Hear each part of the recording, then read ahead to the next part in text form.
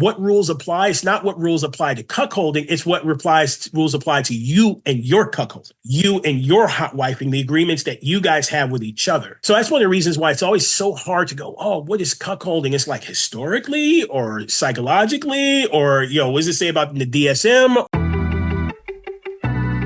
I'm Amy. I'm April. Certified sex educators, sexperts of the year, and best-selling authors. And we're on a mission to help you have more spicy, connected, and amazing shameless sex.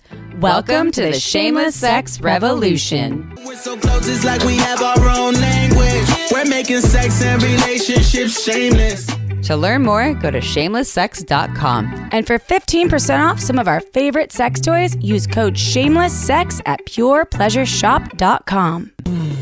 You are listening to a pleasure podcast. For more from our sex podcast collective, visit pleasurepodcasts.com. Well, hello, everyone. Hey, everybody. Welcome back to the Shameless Sex Podcast. Let's get ready to rumble with cuckolding. And turkeys. And hot wifing and turkeys. It is Thanksgiving week. This episode, okay, so cuckolding, if you don't know what it is, listen, you will find out. So our top 10 episodes, we have many of them. This is a hot topic. Yeah. And people love learning about cuckolding and then hot wifing too. Yeah. Which whether you're into it or not, people want to hear about this because it's a hot topic. And you'll hear what they entail. One has maybe a little more humiliation play. They're kind of both like some variation of non-monogamy, but I think people who practice these things don't always identify as non-monogamous people. So and Orpheus. Yeah, is amazing. He's the best. Oh my God. So stay tuned and learn about the world of cuckolding, hot wifing, and also, there is a different version when there is the lady cuck. Anyways, you'll hear about it. It's much less common. Yeah, that's it. I forget what that's called right now. I know. I'll have to listen to the episode. We will Here hear. Let's keep this short and sweet. Ready for a sex question? Yeah. Okay. A lot of sex questions about sex toys, but that is our specialty. My girlfriend loves using sex toys on her clit during sex. I am fully supportive of this, but the one we have seems to be too big at times and gets in the way. Do you have any recommendations for something smaller? This is super common. I'm with this same question. Yeah. Even though I love the Womanizer Premium 2, which is like the size of my hand. You love the Magic Wand rechargeable or electric, which is... Yeah, that can be big. 3 times the size of it. Right. So there are smaller options for sure. And so all bodies are shaped differently. Like April and I have looked at each other's genitals, and I'm a undercarriage pussy, and you're a front the innie front and facer. the outer. Yeah. Yeah. Innie and the outer. Like if you're outie. standing, I can see your pussy and clit, and for me, you can't. But if you looked under my body, be like, there she is. And so positions matter, right, in terms of using a sex toy. So play with those different positions. I don't know, like for me, like a missionary wouldn't really work with a larger sex toy, but maybe a smaller one. So everyone's different. But so smaller toys. Chip, what you got? What you got over there? Oh my God, there's so many. I know. Really, I think in terms of toys, Magic Wand, of course, they have the micro, which we talked about a lot. Still pack some power. We're also going to decorate the Christmas trees with them this year. The Hanukkah bush. The Hanukkah bush for you. So the micro, and that looks just like a tiny little magic wand. So that one's great because it packs a lot of power. I also really dig, so Jimmy Jane, they've been around for a long time. They were kind of the premier, almost the first premier brand we had at Pure Pleasure Shop back in the day. Yeah, totally. And it did great then, and it's still around. And the Form 2 was one that most people know. It's very unique, and it looks like a mini rabbit. It looks like it doesn't have an internal part, but it has like 2 little prongs. Yeah. And there's 2 different motors. Like it could fit in the palm of my hand, but it's not bigger than that. No, and it has a really deep rumbly vibration that feels really good. So you could put that you could sort of slide it like around the clit, clit, yeah. Or you can just play with different positions with that one. So the 2 motors, like you have double the power, and they're working, or like they're basically working your clit from all angles, and it's not getting in the way of most positions of whatever you're doing. And I feel like it's ergonomic enough to sit on your body. I like that it also doesn't numb my hand when I hold it in my hand. Like some of the other ones are too buzzy, where my fingers are like we're buzzed out, and so it seems like all of the energy, the vibrations are on the tips that are where I want it to be. And you could pinch the ears together if you wanted to add some more stimulation to the clitoris. And if you don't want something that fits into your hand and you want something that goes onto your hand, there's this Jimmy Jane Hello Touch Pro. So I've never seen anything like it. It's new this year. And it looks like the AirPod case. Yeah. It charges in the case, and then you can take it out, and it's either 2 little bullets, and it has little sleeves that can fit on your hand and your fingers. You wear on your them. fingers. And you wear them. There's 2 options. So you each can have one. You can have 2 on your fingers, and there's a remote. Yeah. So it's a wireless remote, so you can have your partner be surprised and turn it on and turn it up. I love learning about that. That's super cool. So there's a box here with it. I have not tried it. April has. This is yours to try. I have one. Oh my God. Yeah. It looks super cool. And so, it's something that you can, and I could also use if I'm touching balls, penises, nipples. Like I have vibrations on my hands wherever they go. And the case is the remote too. So you know. Cool. So the case is very important, and that's where it charges. For being so little, I think, well, you'll let me know what you think about the vibration, but I think that it's packs a ton of power for being so tiny, and you have 2 different options, and they're silicone, so it'll warm up to your body temperature nicely. So the Form 2, because I haven't tried the Pro, the Form 2 though, that one's super powerful. The Magic Wand Micro is powerful. I wouldn't call it super, but it's powerful. And then so maybe we're saying the Hello Touch Pro is like medium. I'd say medium. Okay. It probably, Sweet. but it doesn't have as much strength as the Form 2. But that's the best one. Like if you want something that's not getting in the way, like that's awesome. That's like amazing technology. Think about traveling with it. Yeah. It'd be perfect to I travel. could be on the airplane and just buzz you when no one would know because it's like things on my fingers. You could take that to countries that it's illegal to bring in sex toys. Yeah. When I went Take to it out of the Thailand, box though. I was scared. I was like, am I going to get busted for having a bullet live? So I think those two items I would recommend right now. Plus it's the holidays. Yeah. And Form 2's won a bunch of awards. Yeah. And the Hello Touch Pro, that one, I think it should win some awards because it's probably so will, cool. 'cause it's There's new. nothing else like that. And we are picky about our toys. If you want to try any of these things, everyone go to purepleasureshop.com. Use coupon code Shameless Sex. You get 15% off. We also love testimonials. No, please don't send us dick pics. But if you send us emails with testimonials, we will often share them on air, and it educates us more because we like to learn about all the bodies. That's true. Okay, before the bio, we've talked about this before. I am launching a program with my dear friend Ian starting the new year. It's called Intimacy Rewired. It is a way to learn how to move from disconnection to connection in really easy ways that you can pack all the tools in your pocket and make it fun at the same time. Meaning like life is hard, relationships are hard. Wow. They're actually a lot easier than I thought they would be. And I know how to navigate this without hiring 5 million therapists. So if you want to learn more about that, go to episode 458. We have scholarships available. If you mention Shameless Sex, you get $100 off. That's way more affordable than a 500 therapy sessions. It's definitely way Seriously. more affordable. For real. And easier. And you have that for a easier. lifetime. Yeah. So go to intimacyrewired.com. The link will be in the show notes. Into me, I see. And to... I Here we go I again. can't help it. All right, that's awesome. I'm so stoked for you. So December 1st, that's what the early bird special goes until December 1st. All right. Exactly. And then, but it doesn't start till January. So you don't have to sign up by December 1st. The rates just go up. So get it now. If you're bored during the holidays, Yeah. this is a perfect time. It's a good gift. Yeah, it's a good gift. Okay. So Orpheus's bio. Yep. How many times has he been on our show? I think this is 7 or 8. Wow. Yeah. Well, He's every amazing. time it's something incredible. Okay, here we go. Orpheus Black brings the wisdom of a healer, the insight of a scholar, and the charisma of a born storyteller. He pushes boundaries, offering tools for intellectual and sensual evolution that break through the limitations society has imposed on us all.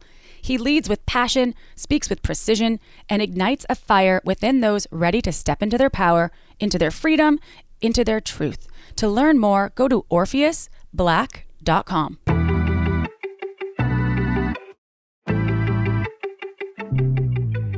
All right, everyone, it is interview time, and we are here with repeat guest Orpheus Black. And I'm trying to remember if this is episode 7 or 8 of Orpheus on our show. We're at 460 episodes.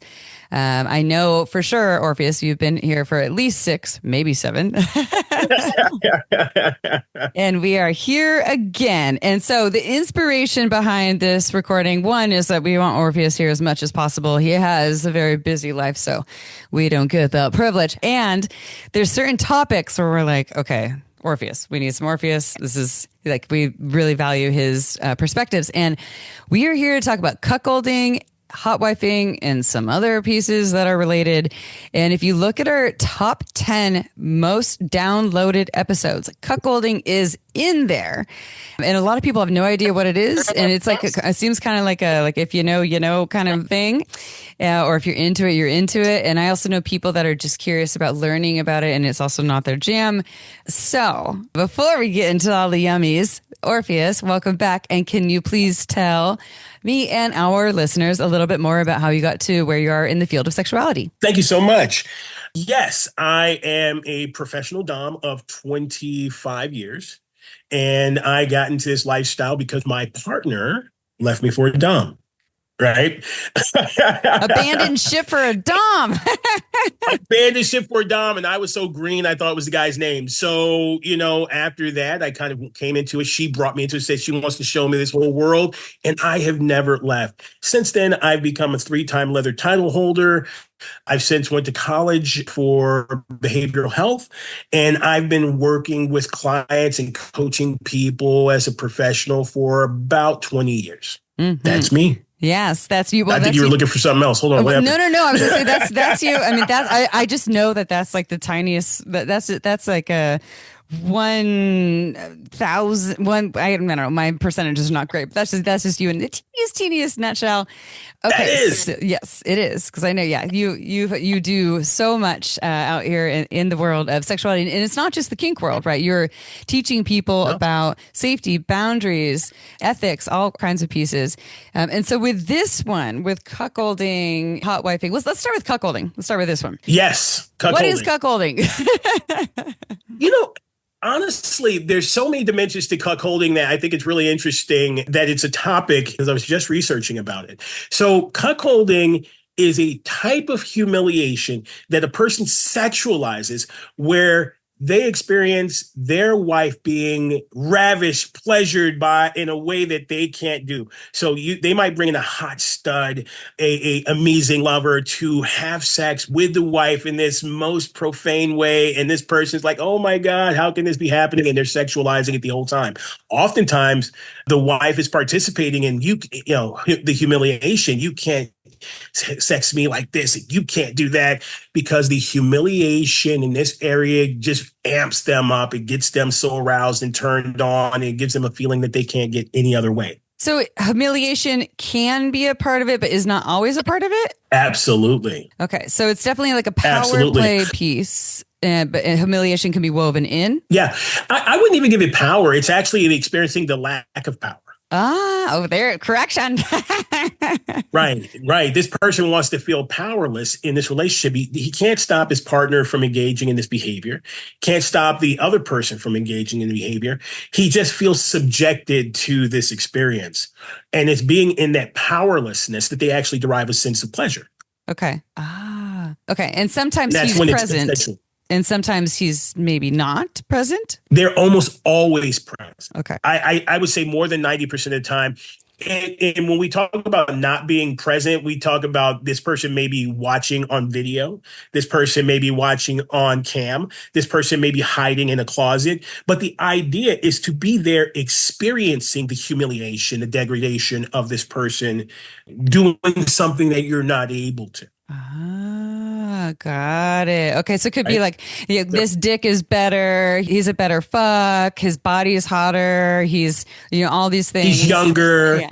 He's younger. And then there's there's almost always the race factor that comes in, because a lot of cuckolding, especially when in the United States, has to do with the interracial piece, where it's like this person's big black guy is having sex with this white girl. Right.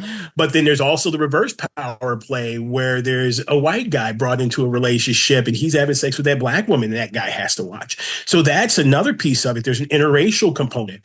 There's also, the voyeuristic facet that's playing. There's so many facets to cuckolding. It's absolutely ridiculous. But what's really interesting is we don't even see cuckolding as a thing until the late 1800s. Oh, really? Absolutely. Huh. A cuck was originally something that another man did to you. He took your wife. He cheated with your lover. He did this thing. It was completely non-consensual. In fact, you still see that type of stuff in rap music. what's it called? His name is Mr. Steal Your Girl.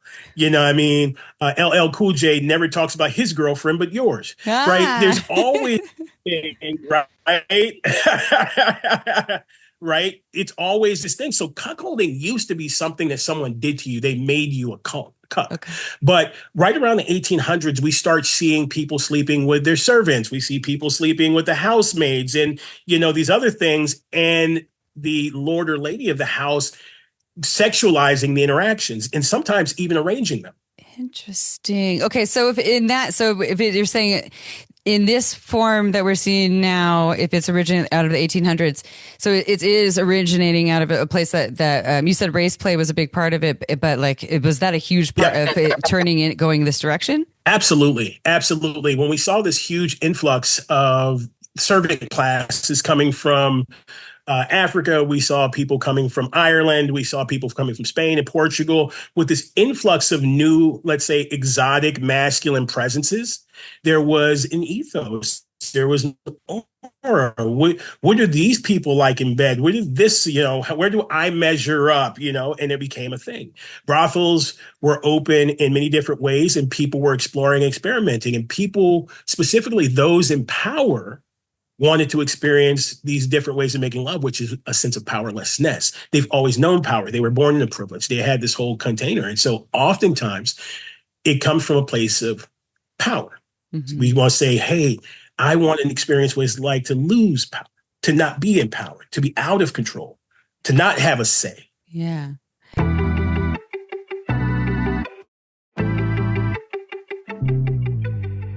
Real talk. I gifted myself an annual membership on the Masterclass platform last year as a new year, new orgasms, and optimism move. I use this and you should too. Samesies. I made it my nightly scroll replacer. 10 minutes of lessons and suddenly my libido and my leadership both got upgrades. I had a confidence dip, so I took Sham Boudram's class on the art of sex appeal, and hello, eye contact and playful teasing that actually works. Then Esther Perel's relationship sessions helped me ask for what I want without the cringe. And James Clear's habit tips? I stack that knowledge before intimacy and boom, more presents. I also used Chris Voss's negotiation gems for a raise at work and in the bedroom for sexy time. Sorry, not sorry. With Masterclass, you can learn from the best to become your best. Plans start at $10 a month, billed annually for unlimited access to 200 plus classes and thousands of bite-sized lessons that fit busy schedules. Audio mode turns my commute into class time. I download sessions for flights, and I watch on my phone, laptop, or TV. Plus 30-day money-back guarantee. And 88% of surveyed members say it's made a positive impact, and I can absolutely see why. Masterclass always has great offers during the holidays, sometimes up to as much as 50% off. Head over to masterclass.com/shameless for the current offer. That's up to 50 off at masterclass.com/shameless. Again, masterclass.com/shameless.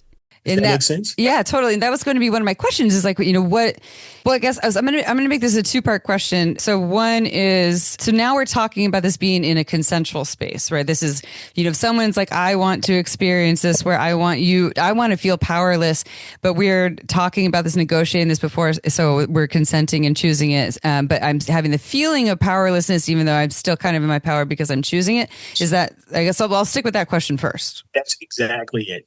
A person is choosing to step into powerlessness.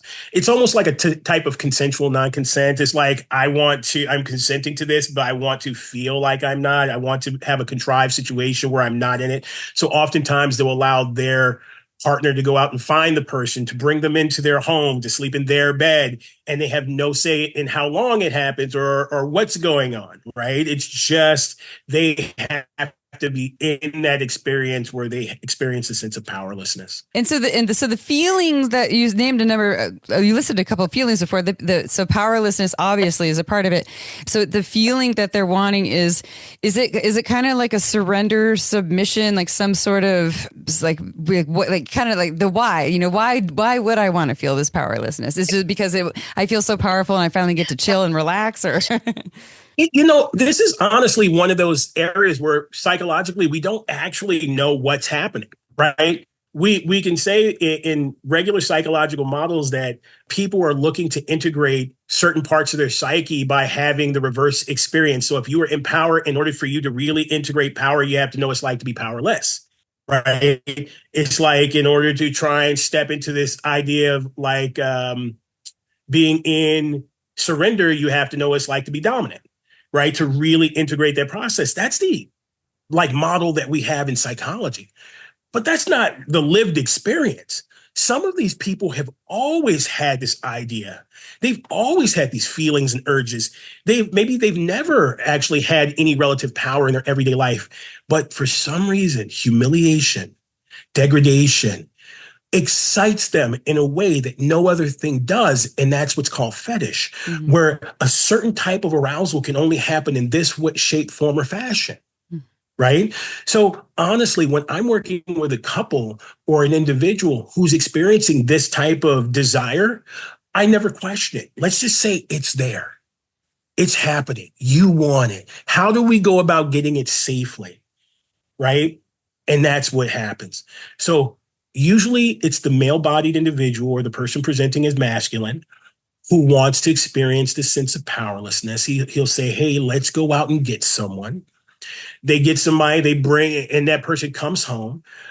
This guy may walk away for a little while. He may go for a walk, and then he wants to walk in on it. He has a whole scenario. I walk in on my wife making love to this person, and I'm like, oh my God, shock, horror on my face. But that's what I want to feel. I want to feel that excitement, that my heart to beat, my pulse. I want to feel my muscles flex, right?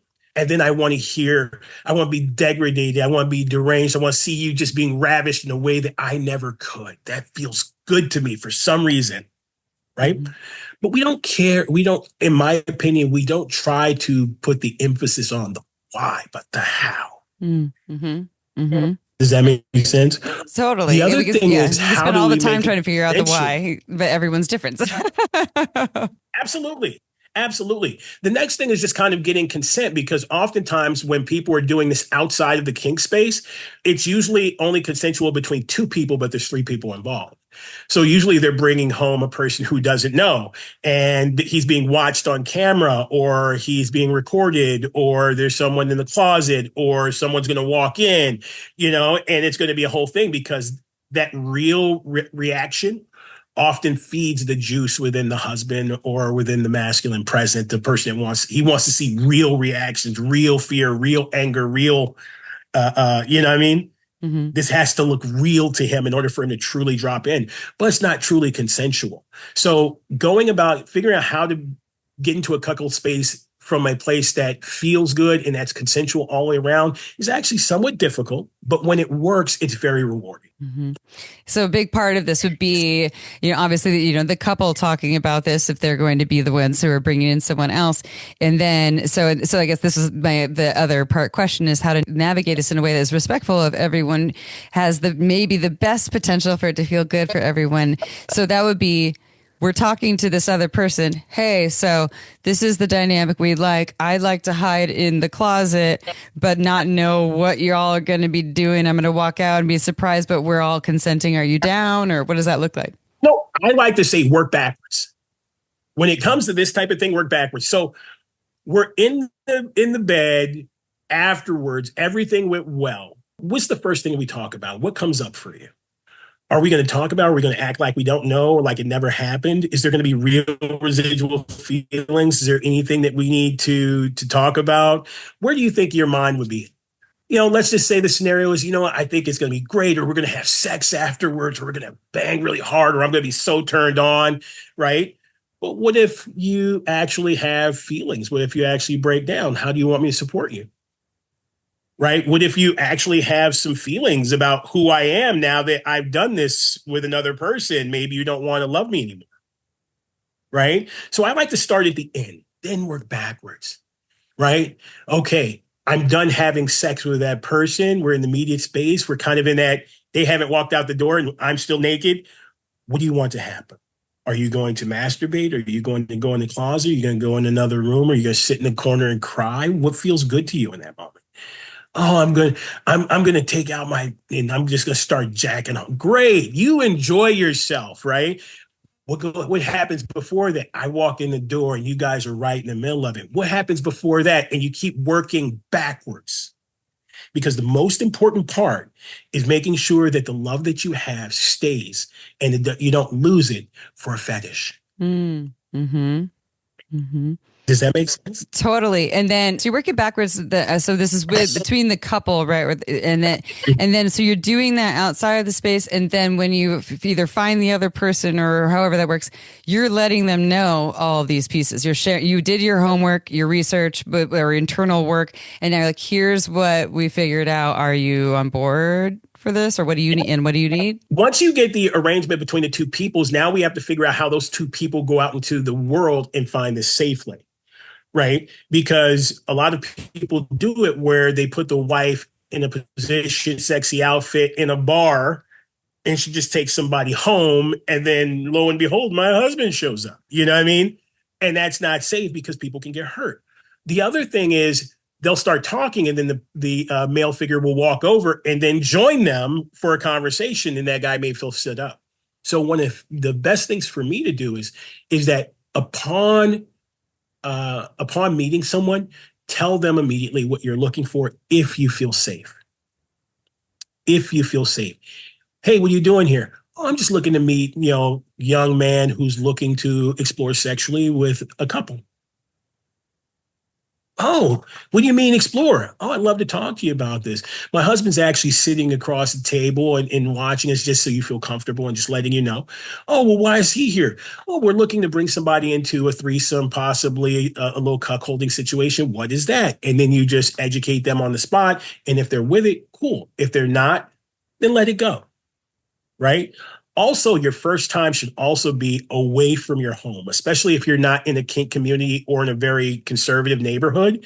Make sure that you go as far away as humanly possible, maybe on vacation, something like that, where if it goes bad, it doesn't roll over to your actual life. Mm-hmm. That's right. Smart. Yeah. And then last thing, if you can, try your first couple times in a hotel and not at your home. Right? Because you never know who that person is. And now they know where you live and it might turn to a problem. And now you've brought that into your home. It's not a good look. Mm-hmm. So always try your first couple times at a hotel, at a bar that you've never been, and out on vacation if possible. And would it be wise? So for people who are like brand new and like, maybe this is my jam, and you kind of already said this, would it be smart to just like dip your toes in? You're on vacation, you're at the hotel, you go to the bar, your wife or your partner goes and flirts with someone else. And maybe in that moment, it's not like, okay, we're definitely going to invite them back to the room. It's like, we're just going to play with this idea of watching my partner go and be hit on or hitting on other women, and as like a little dipping toes in. And I'm going to link this in all in one question to what's the difference between that and hot wifing? Oh, wow. I like that. That was smooth. Hey, look at me. So here's the thing. In my experience of working with couples in this, they actually get maybe one out of every 20, 30 people. So you're going to be toe dipping regardless, because most people don't have that same proclivity for a group sex or to be watched, in some version of a threesome. Most people are monogamous or monogamish, especially the first time. And so that's going to happen regardless. But what I would say is also have a safe word or safe gesture, right, between you, and also just in case that conversation starts to go wrong with this person, the husband knows when to come over and say, hey, how you doing? I see something's going on. Are we okay? Just to kind of step in so that the wife feels safe.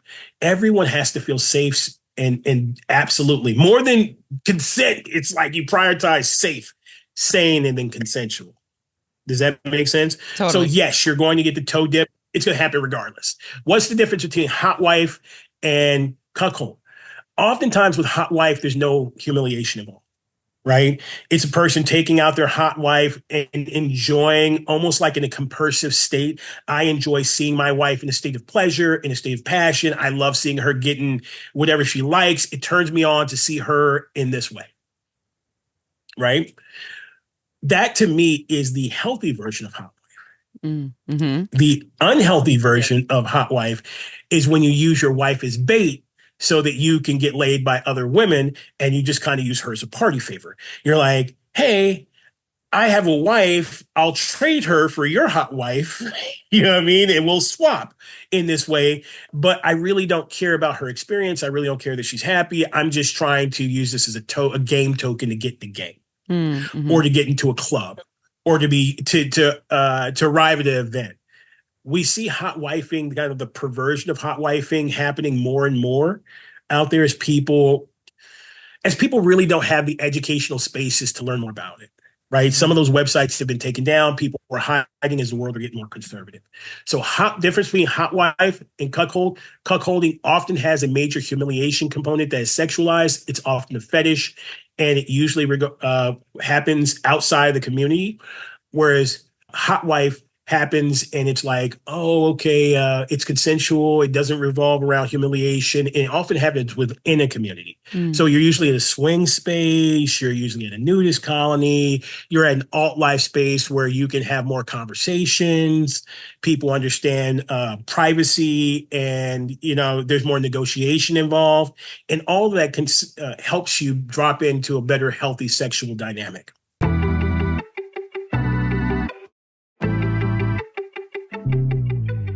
Fact. Most pussy owners need some sort of clitoral stimulation to orgasm, and many are not having orgasms from penetrative sex. Say what? I know, right?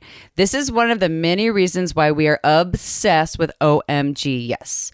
Not only has it changed our lives in the orgasm department, but I've been recommending OMG Yes to my clients for years, and it's completely changed their sex lives as well. OMG Yes features scientific research of real vulva owners, aka women, showing techniques to pleasure the pussy.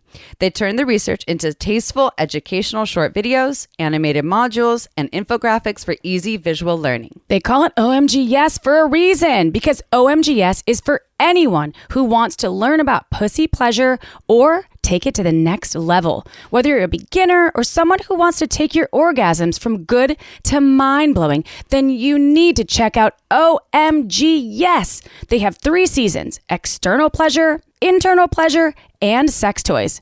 It's not a subscription service, y'all, so you don't need to download a single thing. And it's great for partners who want to pleasure that pussy too. And for listeners of our show, OMGS is offering 10% off when you go to omgyes.com/shameless. Again, that's omgyes.com/shameless to receive 10% off unlimited access towards enhancing your pleasure power forever.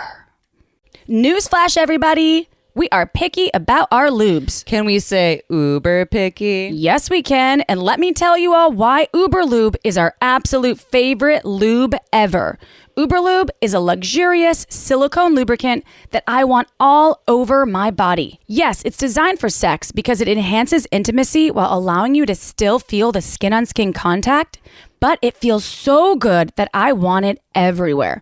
Uber Lube is long-lasting, leaves your skin feeling velvety smooth, and it's there when you want it, but then it dissipates when you're done. Yes! Aside from using Uber Lube for all of my sexy sessions, and I use it all the time, I also use it for massages, for my hair frizzies, to prevent chafing, and it brings out the color of your beautiful tattoos. Thousands of doctors and therapists in the US alone are recommending Uber Lube to their patients because it's body-friendly, less likely to change the pH, and has vitamin E so it feels moisturizing on the skin. Uber Lube has no flavor or scent, which means it's also great for oral sex. And it comes in a beautiful glass bottle with a pump top, which means easy access to Pleasure Town. Want to see why we think Uber Lube is the best lube in the world? Then go to uberlube.com and use discount code SHAMELESS to get 10% off and free shipping. Again, that's uberlube.com right now with code SHAMELESS for 10% off and free shipping. Okay, and so with this, so we're talking about hot wifing and cuckolding. Is there the female version of the pussy owners, the one that wants to feel the humiliation in terms of the cuckolding, or I guess hot husbanding? Is that a thing? Yeah.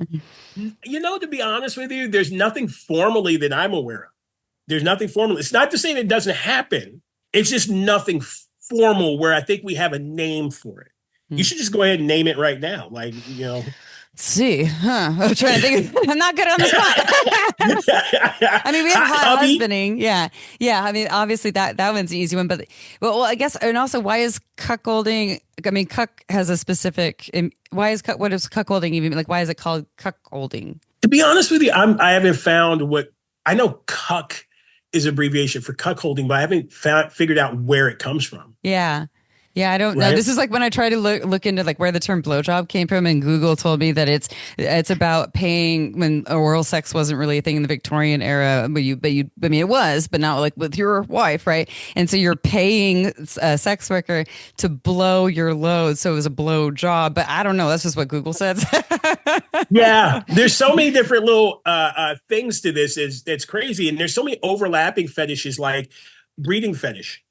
Overlaps with cuckolding, hot wifing, studding. Like all these things come in to the same space, right? Queen of Spades kind of plays into that. Mandingo clubs kind of play into that. I mean, there's all these different spaces and floating fetishes that kind of all intersect. Yeah, but they're all their own thing as well. Totally. Yeah. So that makes it like their own niche. Okay. And you just said, I've always gotten confused about the terms. We know what cuck is right now. Stag and bull. I get confused. Can you remind my brain what these mean? Here's what's crazy about it. Stag and bull means something different in each state, in each community, right? Oh. But bull often means that you're a single, very well endowed individual who is at the party just to plow. Right, you're going in there to plow. You're pulling that plow, man. That's the oldest term that I can find with it. Stag is often a person who is partnered, is very virile, very well endowed, but also has deep and meaningful connections with a group of people in that space. Oh. So those are the oldest terms that I can see, but I can tell you in California, it's different. In New York, it can be different. In specific places, it can be different. Different clubs and different societies have different terms for all these things. So, but these are the oldest unified versions that I can find. Got it. That makes sense. Okay, so I got hit on by someone who was very clear, like, I'm a bull. Is that his way of telling me he has a big dick? And yes, he's big dick and he's dominant.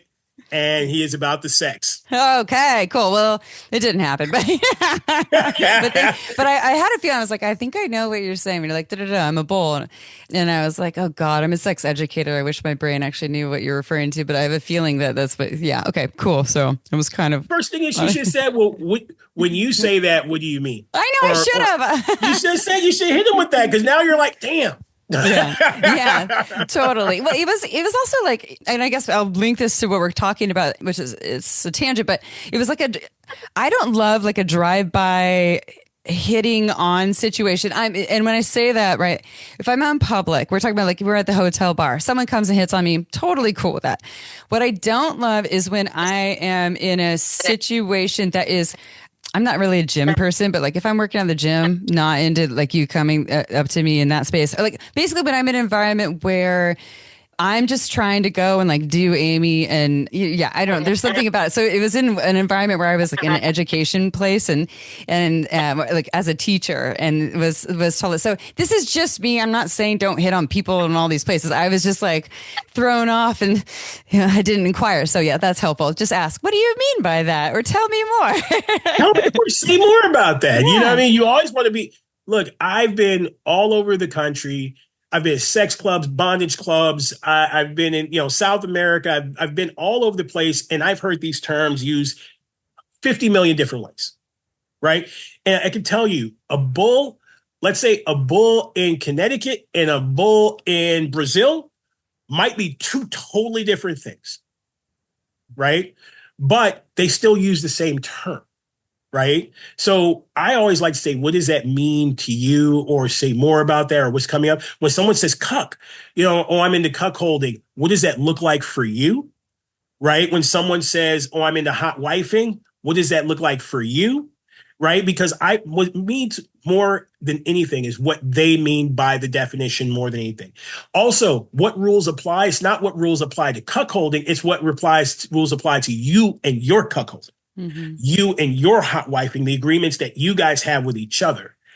Right. So that's one of the reasons why it's always so hard to go, oh, what is cuckolding? It's like historically or psychologically, or, what does it say about the DSM or, or what does it say in my local club? It is? Oh, I bet it is.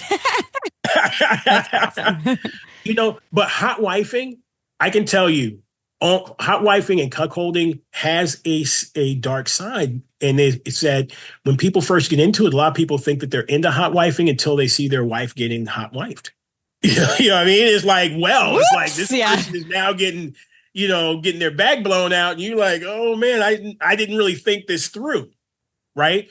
Or the cuckolding shifts the power dynamic within the framework of your relationship. Because now this person has a predisposition to humiliation or humiliating you or doing this thing with you, right? So it can often shift things in ways that we couldn't perceive. So it's always important to intellectualize this thing first, right? Think about it, really analyze it, talk about it for a little while, then take step-by-step chances to go out and explore this and experience it. And like you said, go out to a bar, put your wife at the bar, see what happens, see how you feel, see if any jealousy comes up. If it does, pause, say, hey, that's as far as we can go right now. Yeah. Yeah. Like little tiny steps, little baby steps. Incremental. Incremental. Right. But also too, understand that in some cases, maybe the guy has to go up and talk to another guy. Right. Take some responsibility onto it for yourself. Maybe you met somebody at the gym. Maybe you've already set the groundwork for a deeper, meaningful conversation between you and your wife. Maybe you're facilitating it because that's always safe. I really am a proponent of men stepping out of this passive role in cuckolding and taking a more active role in their desire. Does that take away from their experience of one? Like, I mean, I like what you're saying. I agree with what you're saying. But is it for some of them be like, but that takes away the whole feeling of like, I'm powerless if I'm doing it. But it's kind of like stepping into different roles at different times, right? So does it take away? In some cases it can. But in most cases, it's maybe a person struggling with a little embarrassment, maybe a little shame, and having to get over that in order to get into their desire. I think it can actually enhance because that person is actually looking at this other guy and his sexual prowess and what he's projecting onto this other individual, right? And so if it does actually happen, compile that into the charge that's going to happen when they walk in the door, the charge that's going to happen with the humiliation. It's going to actually amplify everything up. Right? Because this person already has a projection about this individual. This is one of the reasons why race play plays into it, because the stereotypes about Latino, black and brown prowess, and what that looks like already, amplifies this whole narrative. So if you go to the gym and you see this big buff guy and he's got something in his pants and you're like, oh shoot, this guy, if it happened with this guy, that would be great. And maybe you might want to facilitate the conversation or facilitate a meeting or facilitate something because you've already projected something onto him. Right? So it can amplify it up. Also, hot wife too, when you're going into that space, hot wifing should be more like a proper curation of the person that you're with. Right? So hot wifing, in my opinion, is a lot hotter when you say, hey, I want you to wear this outfit and I want you to dress like this and I want to take you to this club and then I want to put you on the counter. I want to lead you around. Matter of fact, I want to put you on the table and I want to slowly undress you in front of all the people and see if they're looking. And then I want to look at everybody, see their desire, and I want to broker an exchange between you and this other person because that's what be friggin' hot to me. That's hot. I mean, I'm already like, woo, sweating over here. You see what I'm saying? Yeah. That you're taking an active role as opposed to being a passive participant. Now, if that's what's really turning you on and the juice is worth the squeeze in that space, that's great. But how do we become more responsible for what we want, what we need, what we long for, what our hungers are? That way we get exactly what we want when it happens and not some version. Yeah, right? And I can see how when these things are done, I'm going to use the word right, but in a way that feels really good for everyone, how this could one, like fuel someone's internal fire for something, what if, especially if it's a fetish of yours, but also how it can lead to deeper connection between two people, right? Like oh my God, this worked. It was super hot. I'm turned on. You just got turned out in front of me. Like everyone's winning, but it takes this intention, this time, the working from, I guess you said backwards, and the having those conversations. And then it could really lead to some deeper connection and super hot sex after. I imagine a lot of people after that, like, the third party's gone or whatever, and then they like have epic sex. Absolutely. Absolutely. I don't do very much cuckolding anymore. I used to do some of that, when I was doing different types of work, let's say different types of work. Air quotes. But yeah, for the guy, for the person who is in there with the wife doing the things, and then to have that person comes in, my heart's actually beating, even though I know I'm in on the whole thing. Yeah. But I don't know what their reaction will actually be. Yeah. Right. Yeah. So I try to negotiate the hell out of those things. And sometimes that can take the charge down out of the other person, because they're like, I don't want to know all this. The more I know, the more, what I mean? But you're like, safety though. We have to be safe. Yeah. I have to be safe, and I have to do what feels good to me. So there's always a compromise between that person's desire and the overall safety of the group. Mm-hmm. Totally. Does that make sense? Totally. And it just, so much of sexuality and what people are seeking, whether it's kink or fetish or just deep connection or whatever, it seems like it comes down to, yes, sure, turn on, arousal, but aliveness. Like this, you're talking about like heart racing, right? There's just this like, oh my God, I'm so alive right now. And it feels really intense, but in a good way, but maybe an edgy way, or maybe uncomfortable, but like, wow, look at me. I'm like so alive. Absolutely. And here's the thing. Most of what we experience as real charge is shadow. It's stuff that exists in our unconscious, our subconscious, the deepest recesses of our mind. And what we're hoping to do is layer on, okay, there's a fetish involved, but there's also some taboo involved, right? There's also some kink involved. Oh, okay, how many more things can I put on this that's going to make it feel, oh my God, just one, so good if it happens, but also so unobtainable, right? Because we're breaking maybe the stereotypical laws of matrimony, of fidelity. You know what I mean? So there may be a religious component, which makes it taboo, right? Because we're going against that order. Then you have fetish. There's something that exists within my partner that they can't gratify in any other way, shape, form, or fashion, right? And so that's a fetish. And so kink comes when there's a deviation from what we consider normal sexual behavior, which is allowing other people, deriving a sense of sexual gratification from watching other people nail my wife. Right? So when you think about it, we're kind of layering on. If you have the vocabulary, you can always go, well, what is the charge around the fetish? What is the fetish? And what is the kink? What is the taboo? Right? And if you can really play in those spaces and just keep layering and layering and layering, you'll have a much better experience, but you'll also have an insight into what are some of the safety mechanisms that have to go into it. And you have online courses, programs, you work with individuals, whether they're into kink or not. Like this is something that you could work with people on, right? Because some people are listening, they're like, I hear what you're saying, and I'm hearing that it's a lot more in depth and takes more consideration than I probably thought it did. And so this will lean over into the part about how people can find you and work with you. Like, and again, you don't just do kink, you don't just work with people on cuckolding, right? But this is something that you work with people on, right? Yeah. Basically, I'm a behavioral health support specialist. So basically, any sexual behavior, any behavior that you're looking to step into and want to do it in a healthy, safe, sane, and consensual way, I'm the person that's going to help you structure it. But as of lately, cuckolding has been coming up really big. And so I've gotten more clients around cuckolding, hot wifing, and actually sex and porn addiction, right? These are like the major three. So when you came to me and said this, I was like, oh, wow, this is the wheelhouse that's actually really opening up for me for some reason, just out of the blue. So I work with these people on a regular basis. You can go to orpheusblack.com, set up a 30-minute call with a free 30-minute call with me, and then we'll see if we can work well together. Yep. Yeah. And so in the show notes, we will put the link to learn more. And also, I will put some reminders to past episodes if you want to learn, because Orpheus, who you've been on our show talking about how to be dominant, how to be submissive. We've talked about choking, spanking, so many different topics within the kink world. And so if people want to learn more, I'll put that in there so you can easily find that, as well as his website. But I highly recommend working with Orpheus.